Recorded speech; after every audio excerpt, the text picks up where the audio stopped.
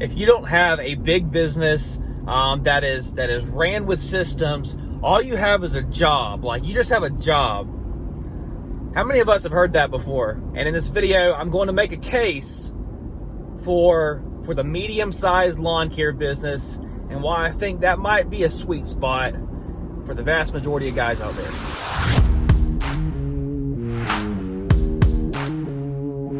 Okay, so I kind of got a little bit of a bone to pick with this narrative that kind of is being pushed, in the lawn care community.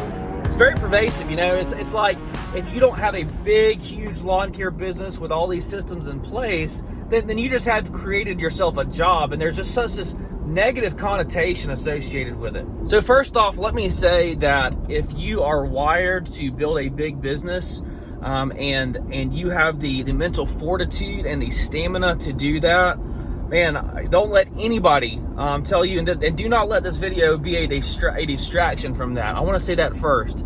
If you have the stamina and the mental fortitude to push through and build a big business, and that is what you want, and that is a goal for you, this video is not a cop-out for you, okay? It's not a cop-out, and it's not, an excuse for you to take your foot off the gas, all right? But if you are that dude who's like in a sweet spot in your business, and you're getting hammered down with this narrative that you've just created a job for yourself because you don't have a multi-million-dollar business, I just want to speak into that really quickly. First off, if you do have a large business, multi-million-dollar business, and you have systems in place and that business is running itself, those people who own those businesses, they still have a job. It is different than the owner-operator who is still the guy out in the field and who's still managing the day-to-day tasks of his business. But do not kid yourself. It's not like this thing is on autopilot. Those big businesses very much have a job and a responsibility. Those responsibilities are just much different than an owner-operator. They're doing things like leading an entire organization, vision casting, managing liability. And that is a whole different set of responsibilities. And you have to ask yourself, are you willing and do you want to handle that? So if somebody tells you that, unless you have a big business with systems in place, then you've just created yourself a job, I mean, you need to take that with a grain of salt, because even if you have a big business, you still got a job. There's still things that you are doing to lead that organization, and requires a lot of your time to make sure that it's firing on all cylinders. So there's really three types of businesses that you're going to have. You're going to be a solo guy, you're going to be kind of in that mid-range, or you're going to have a really, really large business. And for the purpose of this video, whenever I say medium-sized lawn care business, I don't mean in like the mid 700s, up to $1 million.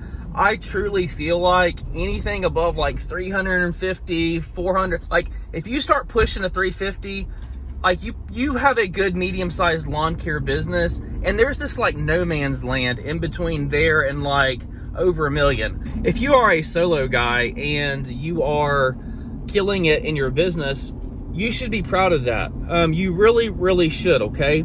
You are dealing with a different set of challenges than somebody like me would be dealing with. But it's relatable. It's very relatable. We're all kind of in this pot together. We're just doing slightly different responsibilities. But if you are a solo guy, I would encourage you to consider the possibility of growing the business just beyond you being solo. Many of the advantages that can be had by being a big business, with having some redundancies, some safety nets in place, those same type of safety nets can be had with a small to medium-sized lawn care business that is beyond just being a solo guy.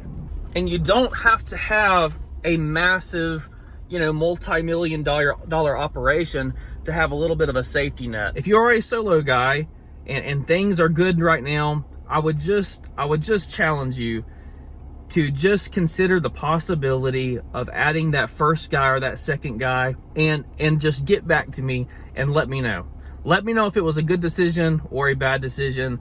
But I think if you can just figure that out, I think if you can figure out how to add some help into your business, get a little bit of margin, take a little bit of the stress and the wear and tear off of your body, I think that you will just be a much more productive and well-rounded business owner by getting yourself past that solo area.